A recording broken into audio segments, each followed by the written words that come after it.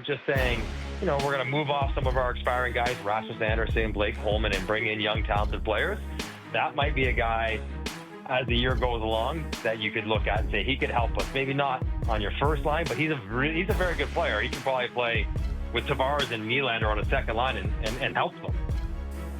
MJ, when you look at the DNA change that Brad Treliving is seeking here, now he's sort of we had him on earlier in the show, and he sort of amended it to talk about it's a little bit about bringing in different players, but also about changing the internal mentality of the stuff between the years and big moments and all that stuff. But when you look at the way they're going to proceed with, they brought in some guys here. We all know the list. But in your experience, what can be the effect of the subtraction of a player as significant as Mitch Marner, a personality as significant as Mitch Marner? Is there a way you could spin it? Obviously, you're not replacing the 100 points, but there have been situations in sports of addition by subtraction just because it changes the mix somehow. How do you see that? Yeah, two thoughts. One, it's I don't want to be one piling on Mitch Marner as way out the door. He was part of a group that didn't win, but he wasn't the only root cause of the fact that they didn't win. And it feels like the guys liked him. It's not like he was a problem. That somehow removing him and his game or his personality will somehow free up the other guys to go and become greater than they were when he was around. I don't think he had that kind of influence, but there's no doubt, the personality of a team is largely, you guys can attest to this, is largely dictated by their best players. And Mitch Marner was one of the best players. And so whatever that personality was, the team would take some cues from it. And Hayes, you've referenced this a lot over the years. Not that you have a problem with any one of the big four guys, but they're all sort of wired similar. Sort of quieter, sort of internal, sort of driven to be great on their own, but not necessarily outwardly emotional or demonstrative, or someone who reacts in a physical manner rather than going to try to score. So I think, taking Mitch Marner off of the team and replacing him eventually with a player who maybe does some things differently or reacts to stress differently or reacts to tight situations differently, even if they're not as good of a player, will that help steer the team in a little bit of a different direction? That's what you're hoping for, Fess, if you're talking about DNA change from maybe somebody leaving the team. But the other part about it is when Tree talks about growth and the guys that are there dealing with things differently, if it was easy, they would have done it by now. This is not a new phenomenon. This is 10 years in the making. They've had plenty of stressful situations to learn, to react, and to, in theory, do something different the next time through. They haven't, as a group, done anything differently. This looks actually quite similar year after year after year, which is part of the frustration with a team this good.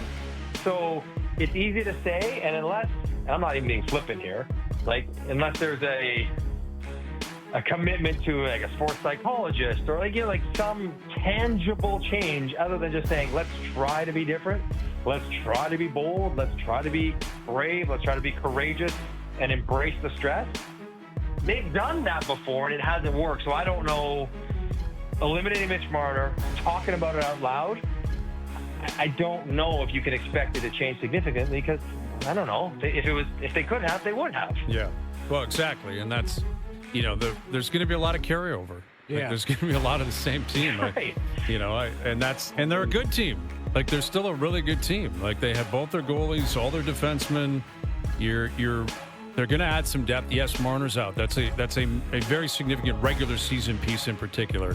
But, Waz in. I don't know enough about Michelli to make a projection on what he's going to look like. You know what he's like, though, Hayes?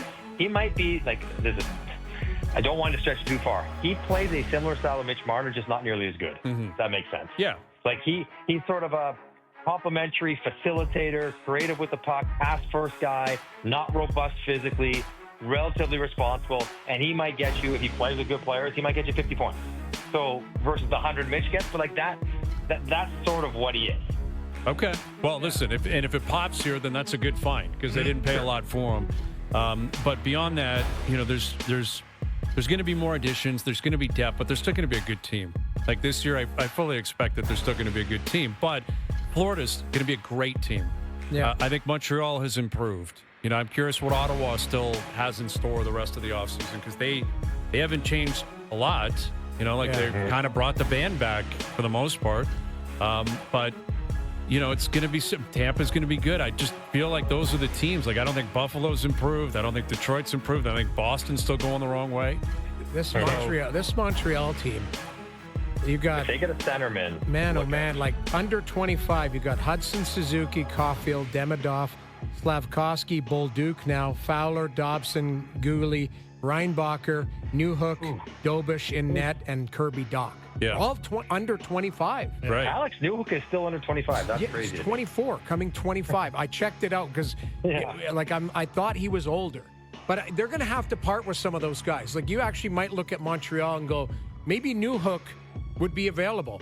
Or Kirby Dach might be available. Again, Anderson, Gallagher. Yeah, those guys, because they're going to have to move some players around to either add or, just get a little bit more veteran presence. But it'll be interesting to see. Like, I think they're better, but they made the playoffs last year, so they're trying to chip away. Ottawa added Lars Eller, but I think they're looking for Shane Pinto growth. I think they're, Dylan Cousins a full year there, see what he does. Like, there's work to be done, but I like that. That Jordan Spence, I like the addition of him, that right shot D that they brought in. Like, he's going to take Hamanuk's minutes. Like, so I think they're just trying to be better with it. Exactly. Just a better player and younger, obviously. But these teams, they're not going away. No, but this is the nature of pro sports. And I was trying to say this on the panel. Okay, put Florida in their own situation. Obviously, they're unique. They're returning virtually the entire team. What you're hoping for them is they get old and they get broken down and Bob gets an injury. Something happens that changes their dynamic. Because we've seen when they're at their best with that group, as they currently are, they're better than everyone else. But if we take them out, and I know you can't, but if you take them out of the Eastern Conference, who else is much better than Toronto? You can argue Tampa might be a little bit better and Washington might be a bit better and, I don't know, Carolina will be good again. Who's much better than Toronto? They're all lumped together. They're all lumped together, but Toronto to me would be at the top or towards the top of that group of 5 or 6 teams. Yep. And that's as is. So, that's not the worst place to be when you have a bit of cap space and you've lost a 100-point player who is such an important part of your team. They're still going to be good. Better than good, and maybe will be better than that when they eventually get to whatever they look like when they're all finished, because they're not all finished, and we'll see what that what that looks like as the summer goes on and probably as the year goes on next year. With Mike Johnson, our TSN hockey analyst, in terms of the teams in the West are intriguing to me because we were talking about Vancouver prior to you coming on. Brock Besser, that was the biggest shock of the day for me. Yeah. That he gets to free agency and ends up re-signing with Vancouver anyway. They keep Garland. They find a way to re-sign, or they decide to re-sign Demko, which is an extension, which will kick in next year. Edmonton just shaved off players. That's all they've done today. Calgary, I don't know. They got Dustin Wolf, and then they got to figure out what else they're doing. I think. I don't. They got a goalie named Devin Cooley that they liked last year. He was an all-star in the minors. He's going to challenge Wolf. I wouldn't be surprised if they brought in another goaltender to replace Vladar. Vladar left. Vladar went to Philly, which I was happy for him because Philly doesn't have any goalies. They got that Ersin, and then they got this mutant Russian goaltender. Yeah, who's like 6'10". He plays dodgeball sometimes in there. It's tough. Yeah, it's an opportunity for Vladar to possibly start and play games. Yeah. That's a team that's still retooling as well. Like Philly kind of knows who they are. Yeah. But of those teams in particular, Vancouver and Edmonton, let's say, which one had maybe a more surprising day, confusing day? How would you kind of describe what those two teams did today? Okay, so for Vancouver, I say maybe not as surprising, but really quite confusing. Because when you factor in, Evander Kane coming over, Garland getting re-signed, Besser getting re-signed. So those are two guys, those you just mentioned. They tried to trade Garland and Besser in the last year and eventually re-signed them. The reason why Besser comes back to them, I think initially Noodles during the year, they were hung up on 4 or 5 years max for Brock Besser. And then they realized they got shut out of everything else. Matt Duchene went back to went back to Dallas, and they couldn't get the players they wanted, so they upped the years, and that's probably why Betzer went back to Vancouver. Even though he couldn't get 8, he still got more than what they were offering before. Right. So that sort of makes sense. You know, they're all good players, and they're important guys. They need more goals. Those guys all can score. We got, everyone talks about Pettersson and him getting better, and Philip Hedl, him trying to stay healthy. But then the one part we have to discuss is they got Demko